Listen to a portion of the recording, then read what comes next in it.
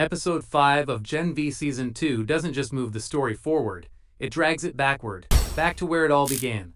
The heroes' return to Elmira isn't just a plot detour, it's a full-circle reckoning. Elmira, once a backdrop of pain and experimentation, now stands as a mirror to everything these characters have become, and everything they still can't face. This episode takes the young Supes back to their roots, both physically and psychologically. It's where their traumas were born, where Vought's fingerprints are still fresh, and where the ghosts of their past selves still linger. But Episode 5 isn't just about revisiting a location. It's about confronting identity, control, and the cost of power. Let's break it down, because Elmira isn't just a place. It's the truth they've all been running from. The return to Elmira, not a rescue, a reckoning. From the first shot of their arrival, Elmira feels haunted.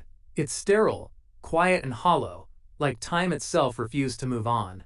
Every step Marie, Jordan, Kate, and Sam take through those hallways is a reminder of the lives they lost. Not just the people who died there, but the versions of themselves that never got to grow up. This isn't a triumphant homecoming, it's a confrontation, and each character handles it differently. Marie walks the halls like she's retracing scars. For her, Elmira is the birthplace of pain and the first place that taught her that her power meant punishment. Jordan faces it with anger, not just at Vought, but at themselves for ever believing they could leave it behind. Kate moves through Elmira like she's walking through a memory she tried to erase. Every sound, every flicker of light reminds her of manipulation, of control. And Sam, for him, it's where he became what he is, and where he still believes the answers lie. Their return isn't about finding closure. It's about finding what's left. Elmira as a symbol, the lab as the mind Elmira, represents more than a location. It's the architecture of their trauma. The sterile walls, the surveillance systems, the endless hallways, they all echo the inside of a conditioned mind. It's as if the building itself is alive, whispering reminders that they were never free. For Gen V, returning to Elmira is like pulling the curtain back on their shared psyche. Sheridan-style storytelling thrives on environments that mirror emotion, and here, the cold, clinical setting reflects the state of these young heroes. Hearts, damaged, compartmentalized, and still controlled by invisible forces. Every door they open feels like unlocking a repressed memory. Every experiment table they pass feels like a grave. Sam's breakthrough, the heart of Elmira. If anyone's journey through Elmira hits hardest, it's Sam's. For him, the return isn't just a reminder, it's a relapse. Episode 5 subtly shows Sam's internal war between two selves, the obedient experiment Vought created and the free individual he's trying to become. Walking through Elmira reawakens old instincts, the violence, the fear, and the confusion. But it also gives him a strange kind of clarity. In one of the episode's most haunting scenes, Sam pauses at his old cell. The silence is unbearable. You can almost see the memories playing across his face. Every test, every scream, every time someone told him he wasn't human. But instead of lashing out, Sam just breathes. It's a small act, but symbolically massive. It's control. It's the beginning of healing. That's what makes Sam's arc in this episode so compelling. Elmira tries to pull him back into being a weapon, but for the first time, Sam resists. He's not cured, but he's aware. Marie's return to the scene of the crime. Marie's relationship with Elmira is the most emotionally charged. This is where her power first made her a pariah, where her blood manipulation became a curse instead of a gift. Episode 5 reopens that wound but also reframes it. Marie isn't the same terrified girl who once thought her power was monstrous. She's stronger, sharper, and beginning to understand that her connection to blood, to life itself, is unique. In Elmira, where Vought reduced everything to experiments and data, Marie now becomes the defiance of that logic. She's the living proof that even their mistakes can evolve beyond their control.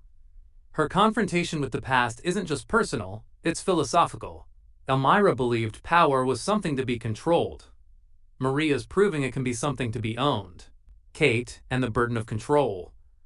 If Sam's trauma is physical and Marie's is emotional, Kate's is psychological. Elmira is the site of her deepest guilt.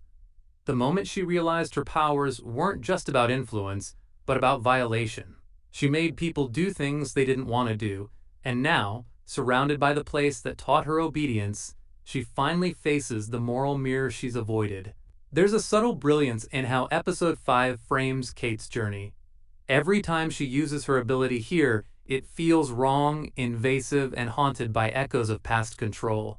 But by the end, she makes a choice, to use it not for manipulation, but for protection. It's not redemption, but it's a step toward balance. Kate's arc at Elmira isn't about forgiveness. It's about reclaiming agency. Jordan's rage, the dual identity shattered Jordan's return to Elmira, is different. They embody conflict, masculine and feminine energy, strength and vulnerability. In Elmira, that duality becomes pain. This was the place that treated Jordan's identity like a glitch, something to be monitored, not understood. Episode 5 gives Jordan some of their most emotionally raw material yet.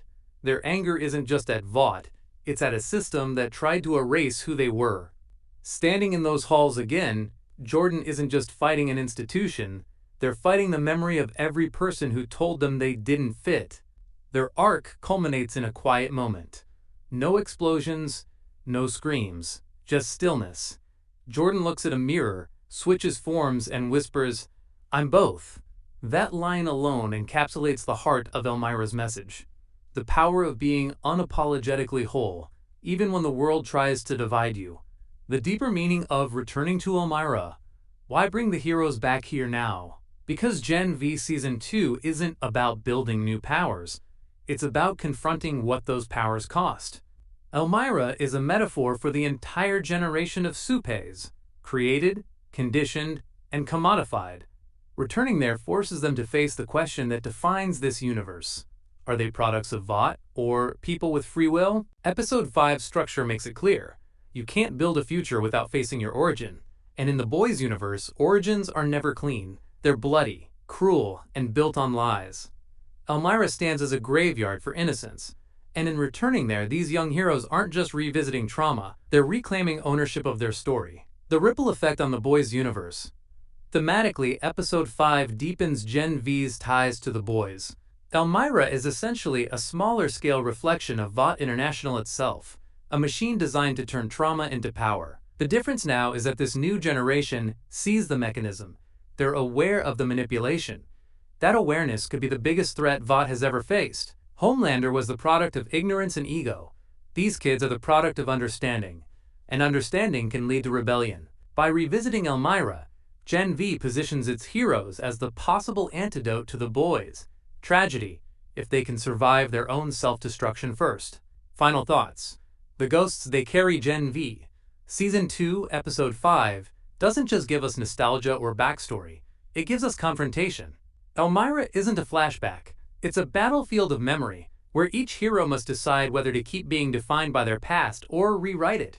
Sam's quiet breakthrough, Marie's defiant control, Kate's redefinition of her power, Jordan's acceptance of identity, all of them are echoes of a larger truth. Power means nothing if it's not understood.